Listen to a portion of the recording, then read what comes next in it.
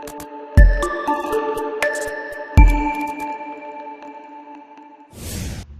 teman-teman, di materi pertama ini kita akan membahas tentang pengenalan dari tool yang akan kita pakai dan prinsip-prinsip dari pengembangan interface.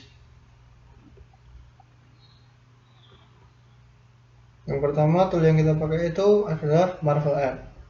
Marvel App merupakan aplikasi berbasis web yang digunakan untuk membuat prototipe tanpa harus melakukan pemrograman. Marvel App ini memudahkan untuk mengubah sketsa, gambar, dan mockup menjadi prototipe aplikasi smartphone atau website. Dapat menambahkan gerakan atau transisi. Platform ini mendukung fitur import untuk jenis gambar tertentu, seperti JPG, GIF, dan PSD. Selain dari layanan pihak ketiga berbasis cloud, seperti Dropbox, Sketsa, dan Google Drive. Kemudian prinsip-prinsip pengembangan interface. Prinsip yang pertama adalah mengenali diversity, yaitu mengenali perbedaan dari user atau pemakai yang memakai aplikasi tersebut. Kemudian 8 golden rules of interface design, dan mencegah kesalahan yang dibuat oleh user. Yang pertama adalah kenali diversity. Yang pertama ada novice. Novice adalah pemakai awal yang biasanya kurang ahli, sehingga pengetahuan tentang task yang dibuat atau tugas yang akan dilaksanakan kurang. Dengan kata lain, pemahaman interface-nya juga tidak akan mahir. Untuk strategi penanganannya bisa dibuat jadi jumlah pilihan harus dibatasi, umpan balik harus informatif, manual dan tutorial online akan sangat membantu user tersebut. Kemudian yang kedua, knowledge intermittent user. Mereka ini memahami pengertian dari interface yang ada, hanya secara singkat, sehingga kurang memahami atau masih lupa ingat. Untuk strategi penanganannya bisa dilakukan dengan struktur menu yang rapi, konsisten, dan antarmuka yang jelas, sangat membantu. Kemudian yang ketiga ada expert. Pekerjaan yang diselesaikannya itu ingin cepat-cepat selesai. Untuk strategi penanganannya dengan membuat shortcut, makro, dan lain-lain. Kemudian 8 golden rules of interface design. 8 golden rules ini merupakan aturan yang perlu diperhatikan dalam membuat desain interface. Aturan ini dipropos oleh Ben Shneiderman pada 21 Agustus 1947 dalam bukunya yang berjudul Designing the User Interface: Strategies for Effective Human-Computer Interaction. Yang pertama dari 8 golden rules tadi ada strive for consistency, yaitu dalam pembuatan desain interface yang baik perlu adanya konsistensi baik secara layout maupun estetik seperti warna dan tulisan. Contohnya seperti ini. Kemudian yang kedua ada enable frequent user to use shortcut. Untuk user yang telah sering menggunakan aplikasi, adanya shortcut yang dapat memangkas waktu penggunaan sangatlah diperlukan. Contohnya seperti ini.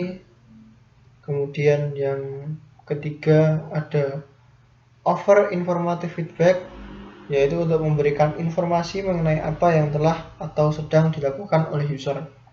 Diperlukan sebuah feedback yang dapat terlihat jelas secara visual dan memiliki makna yang baik. Contohnya ada seperti ini. Kemudian yang keempat ada design dialog to yield closure. Desain yang baik adalah desain yang tidak ambigu. Menambahkan informasi seperti dialog dalam interface sangat diperlukan untuk menjelaskan flow kepada user. Contohnya seperti ini. Kemudian selanjutnya ada over simple error handling, yaitu developer dan user tidak suka adanya error. Karena itu, apabila ada error dalam sistem yang sedang dibuat, interface yang baik itu akan memberikan informasi tentang error apa yang ada dan informasi mengenai cara penyelesaiannya. Contohnya ada seperti ini. Kemudian ada permit easy reversal of action. Dalam aplikasi, user bisa saja melakukan kesalahan dan perbaikan kesalahan tersebut harusnya mudah diakses dan dilakukan oleh user. Contohnya ada seperti ini saat mengirim email.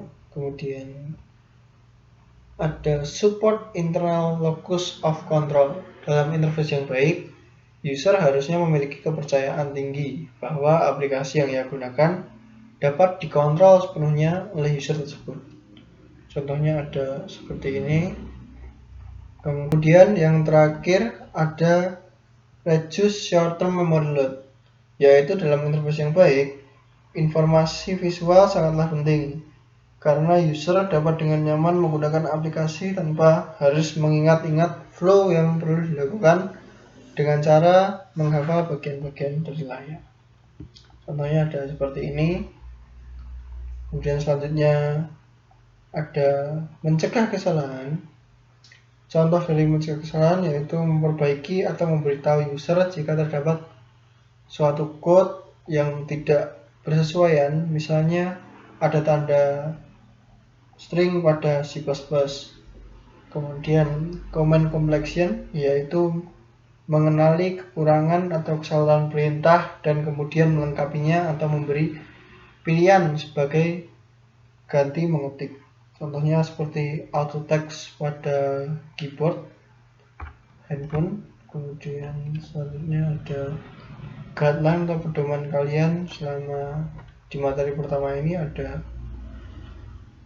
tujuan dari tampilan itu konsistensi dari tampilan data yang kalian buat, kemudian perubahan ingatan pemakai yang minimal, lalu fleksibilitas kendali pemakai.